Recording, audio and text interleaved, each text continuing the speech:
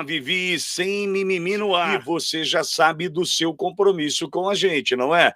Tem o seu primeiro C do curtir, o seu like, like, muda tudo pra gente e não custa nada pra você. Vai deixando o seu joinha, joinha que muda tudo pra gente, porque a plataforma, o YouTube fala, e não é que o programa, o pessoal gosta mesmo, tem relevância? A primeira pauta aqui que a gente reservou vem da Gazeta e fala que a atuação conjunta das bancadas conservadoras anima a oposição e preocupa Lula. Já estão até falando em pedidos de impeachment. Os prejuízos colhidos pelo governo na sessão do Congresso na semana passada, na qual sofreu derrotas em série nas votações de vetos presidenciais, não se devem apenas às falhas da sua articulação política. O alerta mais preocupante para o Palácio do Planalto veio de uma bem-sucedida coordenação das três principais bancadas temáticas da Câmara, a do agronegócio, segurança pública e evangélica, todas de viés conservador. O placar de 317 deputados favoráveis à manutenção de um veto do ex-presidente Jair Bolsonaro, à criminalização das notícias falsas ou fake news em eleições, encorajou a oposição a intensificar a sua reação contra a agenda progressista do Planalto, que tem o respaldo do Supremo Tribunal Federal. Após este e outros triunfos, como a derrubada do veto do presidente Luiz Inácio Lula da Silva, ao fim das saidinhas de presos, com 314 votos na Câmara, os alvos seguintes são endurecer as leis sobre drogas e aborto. O novo protagonismo das bancadas conhecidas pela sigla BBB, a do boi, que é do agronegócio, da bala, da segurança e da Bíblia evangélica, partiu do ensaio de sua atuação conjunta como um só bloco parlamentar. O maior entusiasta da movimentação é o Flávio Bolsonaro, a líder da minoria no Congresso, que comemorou as ações, enfim. Aí, Pavi, tem um trecho da matéria da Gazeta que fala justamente sobre essa possibilidade de abertura de um pedido de impeachment contra o presidente Lula. Mas antes fala também sobre a questão envolvendo drogas e aborto, que são, então, esses próximos desafios das bancadas conservadoras no Congresso. Agora, o que chama atenção, Pavi, é também, ao meu ver, é que o dinheiro acabou, dessa forma o amor também, e muitos acabaram descendo do muro para o lado contrário, até uma forma, ao meu ver, de pressionar o Lula para ver se libera mais um troquinho, para ver se tem dinheiro na mão, Pavi. Você sabe que é uma coisa interessante, né? Eu estava vendo essa notícia na Gazeta do Povo e a gente tem, falo, né, a bancada BBB, bala, boi e Bíblia. Né? Bala é armamentista, boi é do agronegócio e Bíblia é a bancada evangélica. Então, o bala, boi e Bíblia, se a gente for somar, por exemplo, tem 250 na bancada boi, tem mais 200 e tantos na bancada da Bíblia evangélica e tem 200 e pouco na bancada da bala. Então, isso mostra o quê? Que a gente tem, né, deputado que está em duas bancadas, por exemplo, duas ou três. Agora, o mais interessante, Pitoli, é o seguinte. O mais interessante é que se a gente pegar a bancada do boi e a bancada da Bíblia, no Senado, um tem 26 e o outro tem 50. Pode ser o caso que a gente tenha 2 em cada bancada. Mas mesmo assim, o que a gente vê aí, essa é a primeira parte da notícia que, antes de entrar na notícia, foi esse jogo de números que a Gazeta do Povo trouxe que me chamou a atenção. Que a gente tem no Senado, por exemplo, 50 senadores que estão em uma dessas bancadas. Ou do agronegócio, que o Lula é nocivo ao agronegócio, essa história da importação de arroz, gota para qualquer pessoa que realmente tenha compromisso com o agronegócio, apoiar qualquer coisa que venha desse governo, ou qualquer um que seja da bancada do boi, do agronegócio, que veja o presidente Lula passando a mão na cabeça de MST já é o bastante suficiente para nada apoiarem desse governo, fora as outras pautas, né, como a questão do aborto, como as outras questões que envolvem os costumes. Então a gente tem pelo menos 50 senadores que estão em uma dessas bancadas, que estão fazendo, a partir dessa semana, da semana passada, aliás, com os vetos, uma oposição de fato relevante. E 50 senadores, vale lembrar, representam mais da metade da casa, que nós temos 81 senadores. Metade é 40,5. Como não dá para dividir uma pessoa em meio, muito embora às vezes dá vontade de você fazer isso, mas não dá para fazer, não pode. 50 é significativamente mais da metade. Sendo significativamente mais da metade, muito me intriga o fato, Pittoli, de nada estar acontecendo contra o ministro Alexandre de Moraes. Porque nós temos 50 senadores em uma bancada ou em outra. E pode ser mais. Porque se você fala, eu tenho 50 em uma bancada e 26 em outra, eu estou falando de 76 senadores. Agora, eu não sei quantos estão em duas, quantos estão em uma só. Então, no mínimo, 50 senadores estão em uma bancada ou em outra. E esse número pode ser maior, mas nunca menor que 50.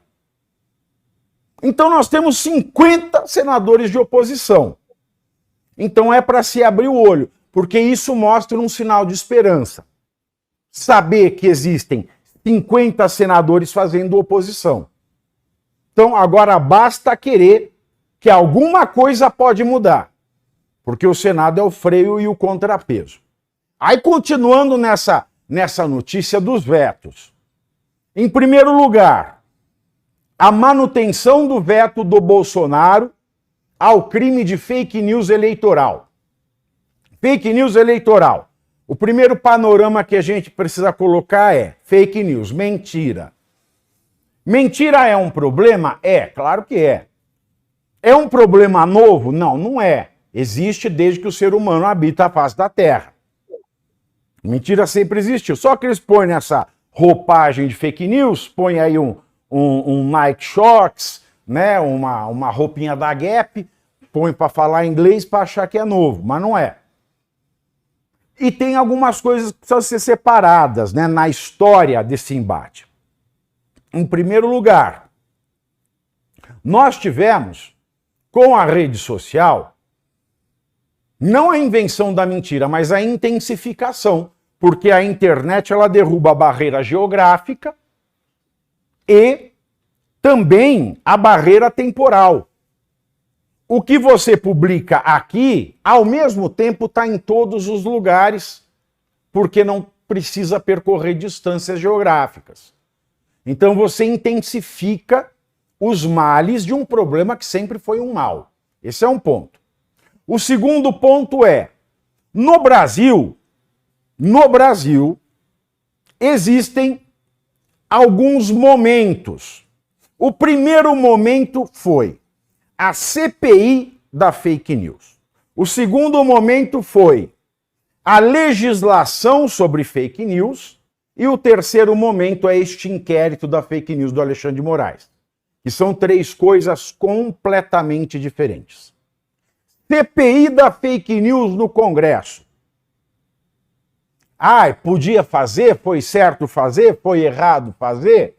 Não, não foi. Porque o Congresso ele tem que ter a liberdade para fazer a CPI daquilo que ele entender que tem que fazer. Eu quero fazer uma CPI do MST. Vai e faz. Por causa desse fato. Vai e faz. Eu quero fazer a CPI da Lava Toga. Vai e faz. Porque o Congresso ele tem que fazer a função que lhe é legítima. Se apontaram um fato concreto como um problema, o Congresso tem que fazer CPI. E a CPI ela serve para mostrar que tem um problema ou que não tem um problema, quando ela não é comprada.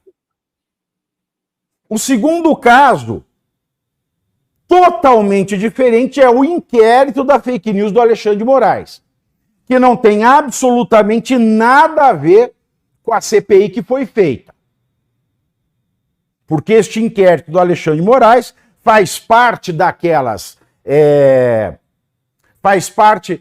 daquelas inovações, né, que nós vimos aqui ontem no Sem Mimimi, que o Guzzo trouxe, que ele vem fazer no Brasil, que é aquele inquérito que só acaba quando termina, que eu chamo de inquérito Titiolina, uma vez que abriu, nunca mais fecha.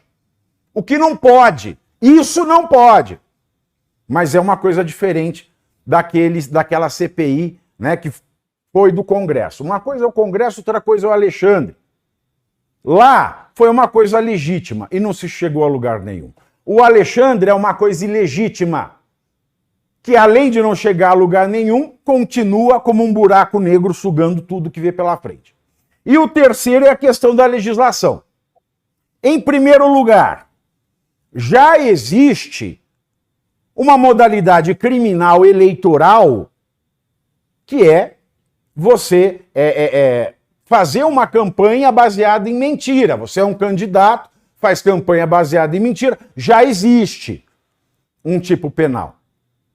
E é um tipo penal também meio inútil, porque se você pegar, você tem que proibir a campanha eleitoral. Porque eu nunca vejo ninguém falando verdade naquela. Segundo, já existe também na legislação penal comum a figura da denunciação caluniosa. Quando você sabe que alguém não cometeu crime, vai lá e denuncia, isso já é crime.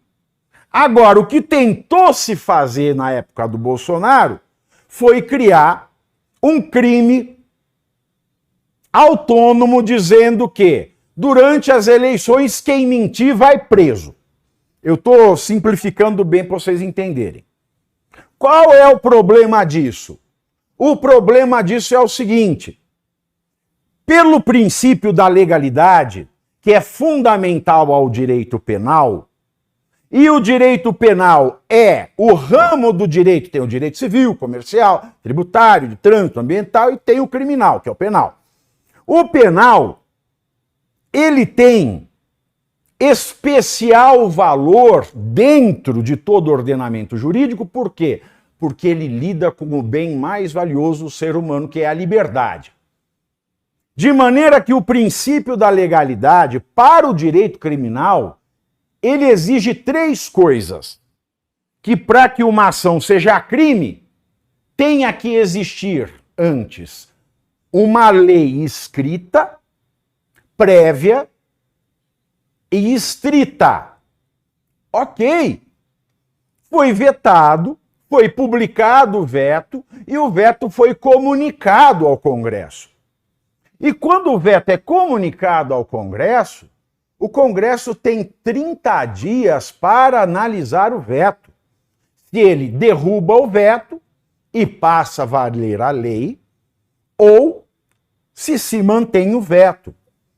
Se em 30 dias dessa comunicação do veto publicado, ele não for analisado, o veto passa a ter valor definitivo.